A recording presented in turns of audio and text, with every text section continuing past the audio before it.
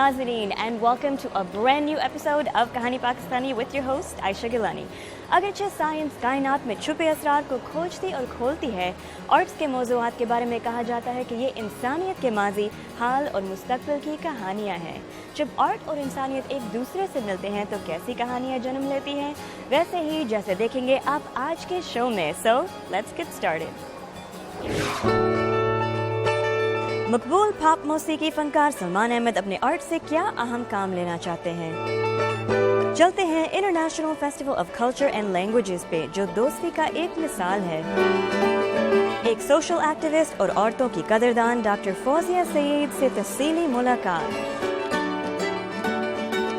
جیسے پاکستان میں غزل گائیکی کی تاریخ مہدی حسن اور اقبال بانو اور فلمی موسیقی کی تاریخ نور جہاں اور احمد رشدی جیسے ناموں کے بغیر نامکمل ہے، ویسے ہی پاپ موسیقی کی تاریخ سلمان احمد کے ذکر کے بغیر ادھوری ہے.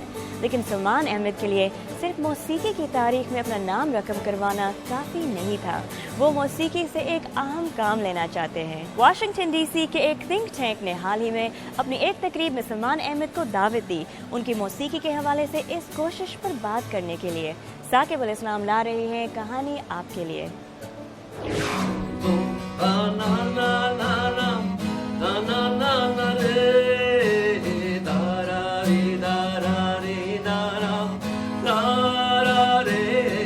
گٹار کے تاروں پر امن کے سر بکھیرتی یہ انگلیاں اس جستجو میں ہیں کہ یہ سر ہر خاص و عام تک پہنچے، اور ان سروں کو سننے والے اپنے درمیان فاصلوں کو مٹانے کی طرف مائل ہوں.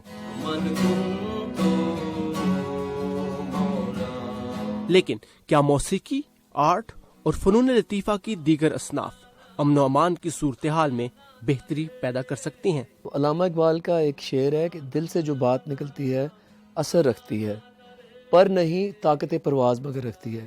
تو مجھے یہ شروع سے پتا تھا کہ جو میں زندگی میں کرنا چاہتا ہوں نا، میرا دل بتا دیتا ہے کہ یہ کرنا ہے.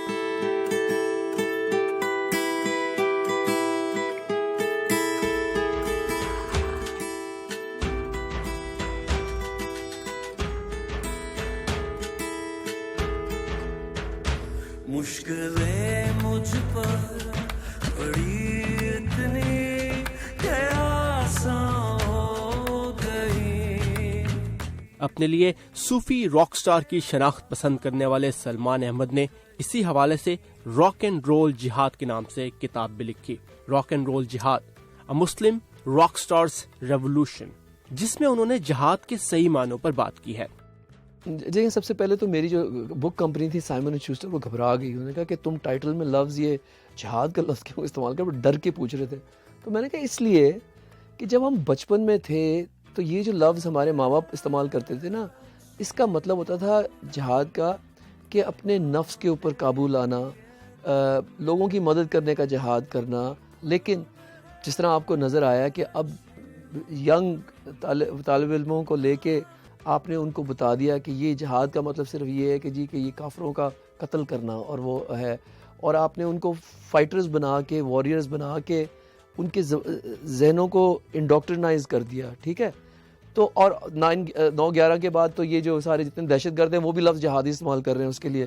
تو میں نے کتاب کا ٹائٹل اس لیے چوز کیا کہ یہ لفظ جو ہے یہ کوئی کلرز کے لیے تھوڑی ہے. اس کو ہم ہماری اس میں کلچر میں، ہماری ہسٹری میں اس کا بہت اہمیت ہے اس کی، اور اس کو تو ہمیں اون کرنا چاہیے، اس لیے میں نے استعمال کیا اس لفظ کو. You know, music is the most powerful force of peace. Transcends religion, politics. Rock and roll جہاد لکھنے کے بعد سلمان نے امریکہ میں اور پاکستان میں امن اور رواداری کے فروغ کے لیے کوششیں جاری رکھی. So we talk a lot about security, US-Pakistan relations, where things are. One of our strategic priorities is arts and culture for peace building. Washington D C میں قائم امریکی think tank United States Institute of Peace میں ہونے والی ایک گفتگو کا محور ان کی یہی کوششیں تھیں. So it's important that we continue this people-to-people contact through arts and culture.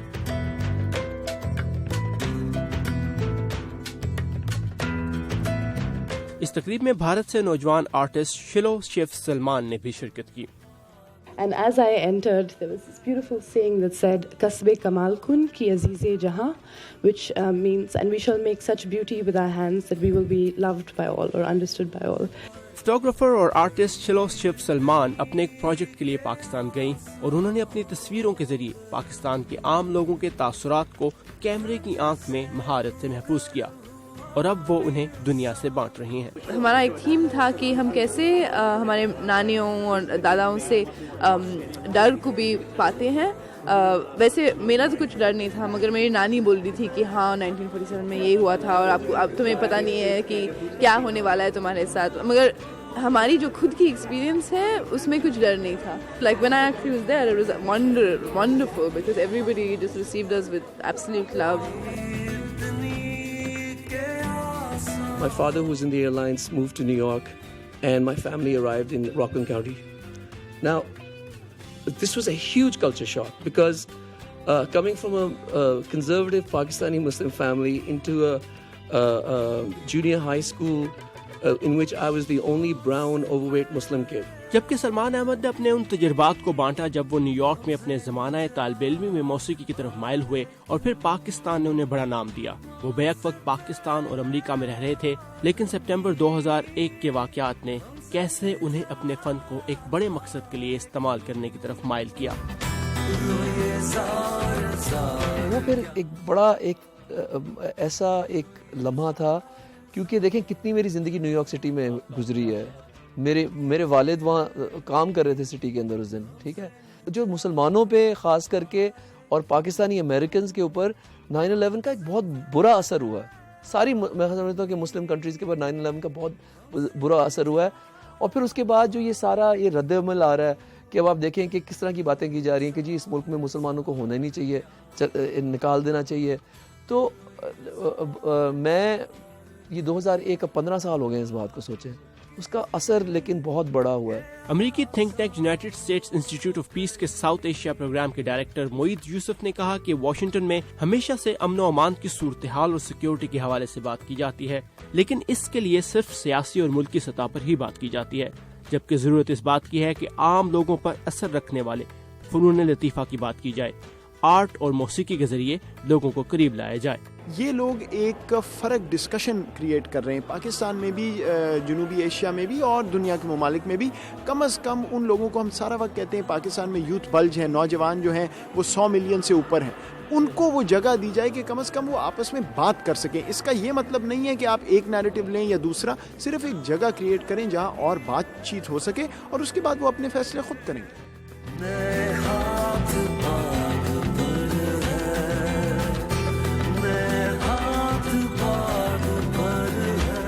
और बकौल सलमान के फनून लतीफ़ा गिटार के उन तारों की मानिंद है जिन्हें ताल के साथ बजाया जाए तो अमन के सुर न सिर्फ नौजवानों को बल्कि माशरों को बेहतर करने और अमन पसंदी की तरफ माइल करने में मददगार साबित हो सकते हैं, जिसकी पाकिस्तान को इस वक्त अशद जरूरत है।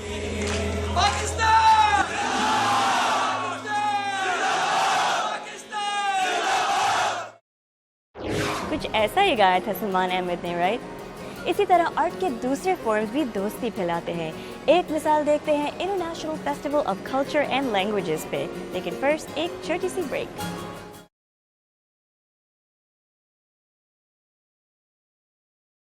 Welcome back. गुज़िश्ता दिनों वाशिंगटन डीसी में international festival of language and culture नामी एक मेला हुआ।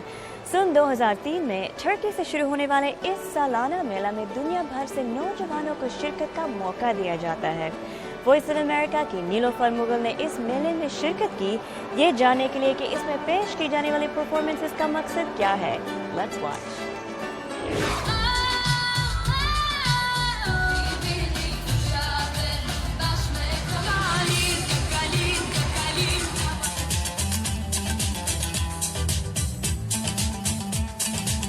दुनिया के 140 से ज़्यादा ममालिक के टैलेंट को हर साल अपने प्लेटफॉर्म पर इकट्ठा करने वाले इस मेले का मकसद दुनिया में अमन और मोहब्बत का फ़रोग़ है।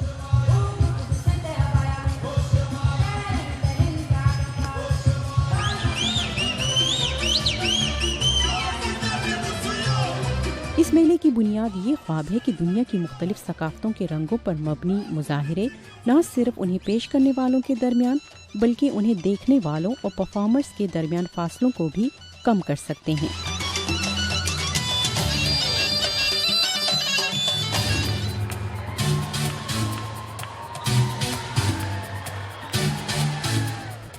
हर साल इस मेले की मेज़बानी दुनिया के मुख्तलिफ ममालिक करते हैं। पिछले साल इसे दुनिया के 20 मुल्कों में पेश किया गया। Dankeschön an alle, die dieses wunderbare Festival. We're honored to be here. We congratulate you. Și aș vrea să îi felicit pe organizatori. इस साल मेज़बान मुल्कों की फहरिस्त में अमेरिका भी शामिल था।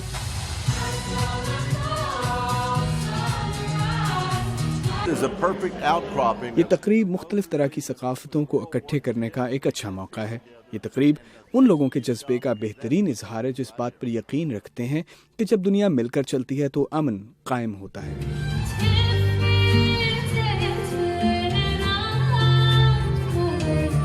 تقریب کی میزبانی مشہور کیوبن امریکن ایکٹر اور ڈائریکٹر اینڈی گارسیا نے کی۔ Hello, Washington. اس سال کا عنوان ہے beautiful colours of the world, یعنی دنیا کے خوبصورت رنگ جو اس میلے میں ہر طرف نظر آئے۔ یہاں اپنی ثقافتوں کے رنگوں کے ساتھ رومانیہ، قزاقستان، ترکی، روس، برازیل، جنوبی افریقہ، موزمبیق، بھارت اور مولدووا سمیت 127 ملکوں کے نمائندے موجود تھے۔ میزبان ملک کے نوجوانوں نے جب اس گیت پر پرفارم کیا تو سارے تماشائیوں نے ان کا ساتھ دیا۔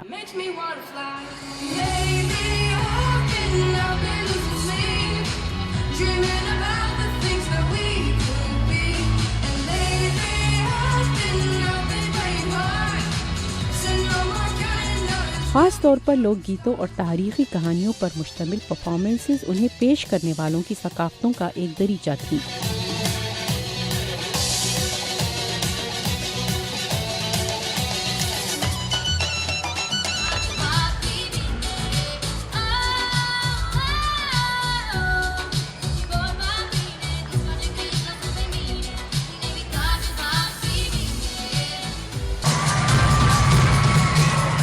جیسے روس کے طالب علم کی طرف سے پیش کیا جانے والا یہ 130 سال پہلے لکھا گیا گیت۔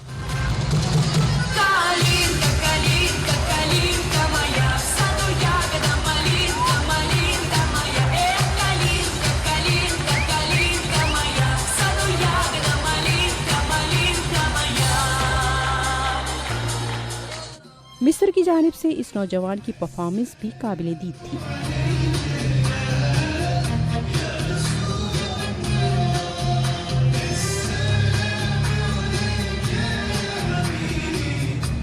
ترکی، قزاقستان، موزمبیق اور برازیل کے فوک ڈانسز بھی سراہے گئے۔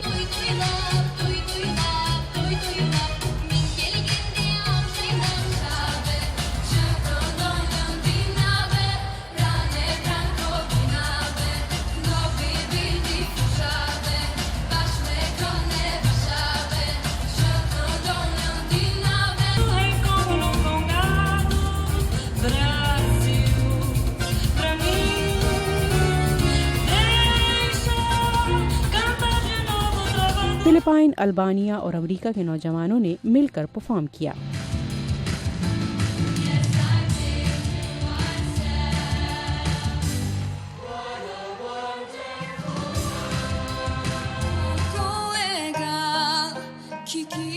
یہ نوجوان مختلف زبانیں بولتے ہیں، مختلف مذاہب کے ماننے والے ہیں، ان کے ملک ایک دوسرے سے دور دور ہیں، پھر کس چیز نے ایک جگہ انہیں اکٹھا کیا ہے؟ It's fun working with the other guys from all over the world. Yeah, it's great. And it's so much fun to work with the coaches because like they really want you to do well and dancing is just so fun. This festival is very wonderful. I've met so many people here and it's really good to enlighten people on different cultures. اس تقریب میں حصہ لینے والے نوجوانوں کا کہنا تھا کہ انہیں فیسٹیول کے دوران ایسے لوگوں سے بھی ملنے کا موقع ملا جن کے ملکوں کے بارے میں شاید وہ جانتے بھی نہ تھے۔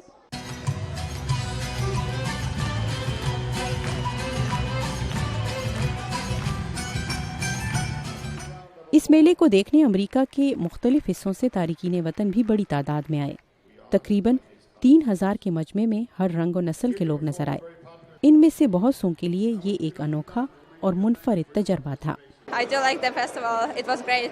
I liked when they sang Shakira on stage. It was really good. It was fun. This time for Africa.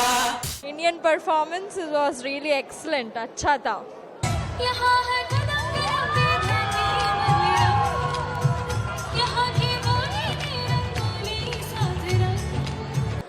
I'm an international student. I came to the United States to meet a lot of people, new cultures, to learn new things.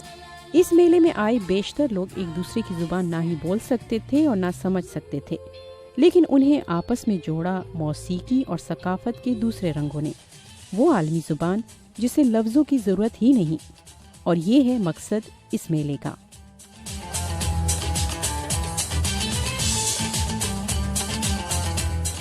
कितना खूबसूरत है ये national gallery of art.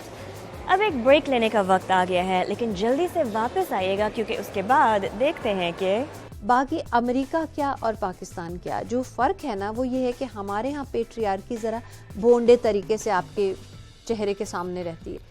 We'll be right back.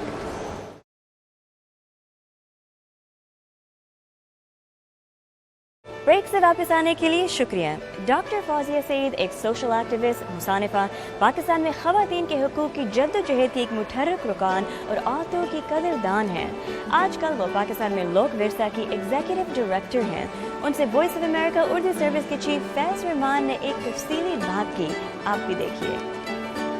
Doctor Fauzia, इस वक्त आप हैं लोक विरसा की डायरेक्टर जनरल, जो कि लोक विरसा एक आम हमारे पाकिस्तान में लोग जानते हैं कि एक बहुत अहम इदारा है जो कि पाकिस्तान की सकाफ़त को, कल्चर को उजागर करने के लिए बनाया गया है।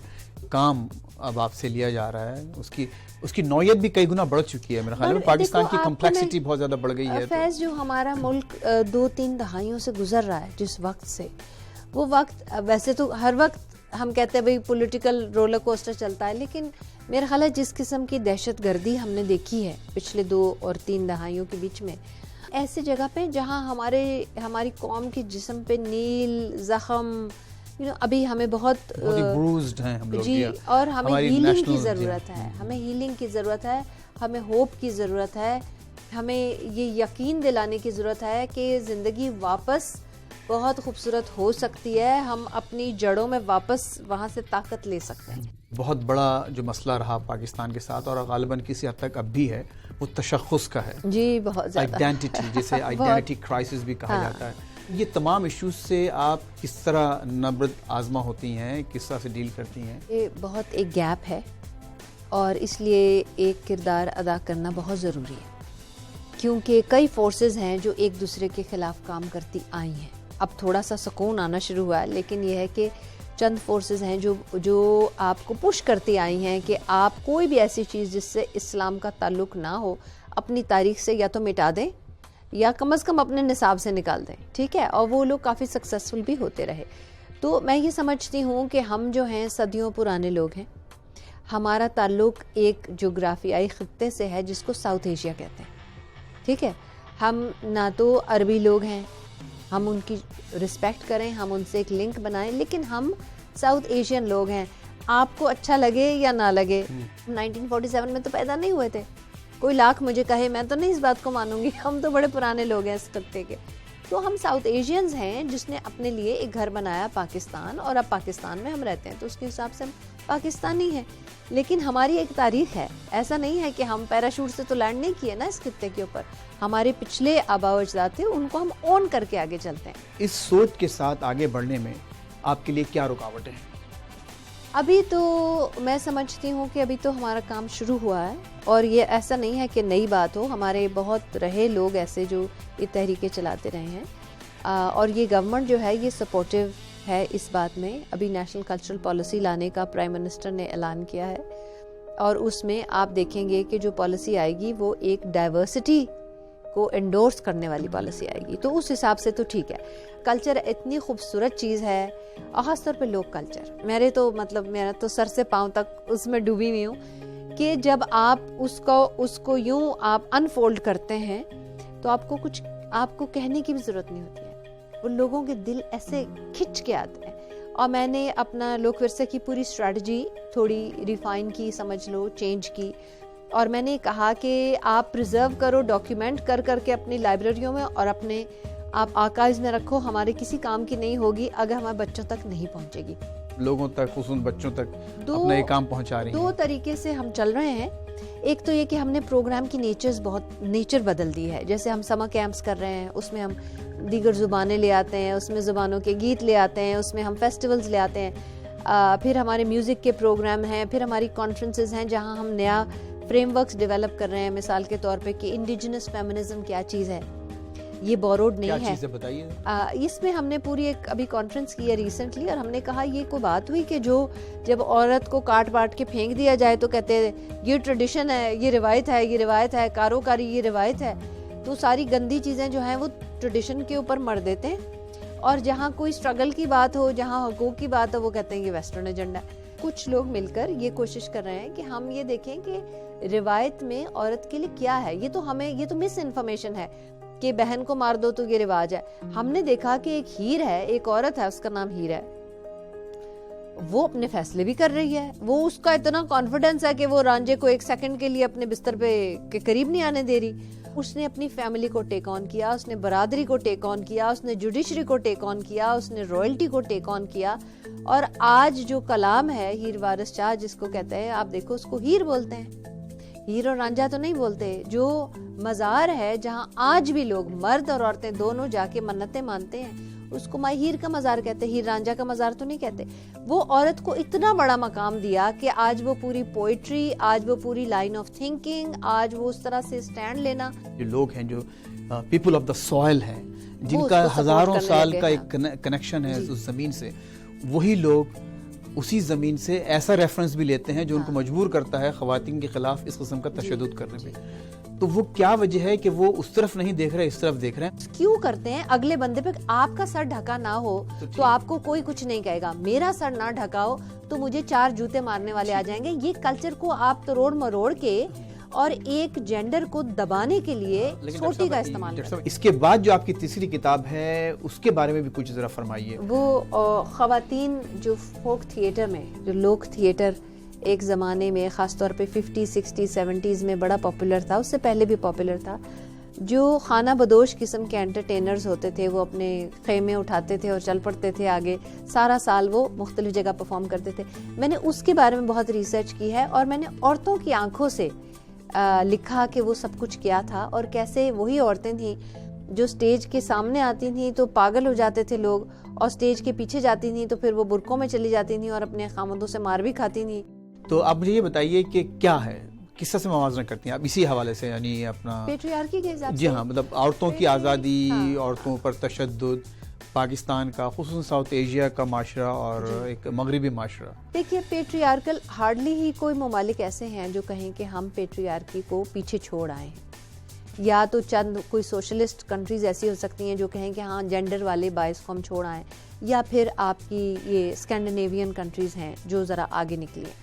باقی امریکہ کیا اور پاکستان کیا، جو فرق ہے نا وہ یہ ہے کہ ہمارے ہاں پیٹریارکی ذرا بونڈے طریقے سے آپ کے چہرے کے سامنے رہتی ہے، یہاں پہ ذرا خوبصورتی سے، ایجوکیٹڈ طریقے سے، سٹل طریقے سے آپ کے ذرا سا آپ آدھا انچ کھودے نا کہیں سے تو نکل آئے گی.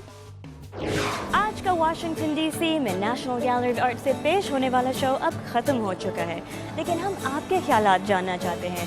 ضرور ہمارے اس فیس بک پیج کو لائک کریے گا اور اپنا فیڈ بیک بھیجتے رہیے گا. میں ہوں آپ کی host Ayesha Gilani, signing off for Kahani Pakistani. اللہ حافظ.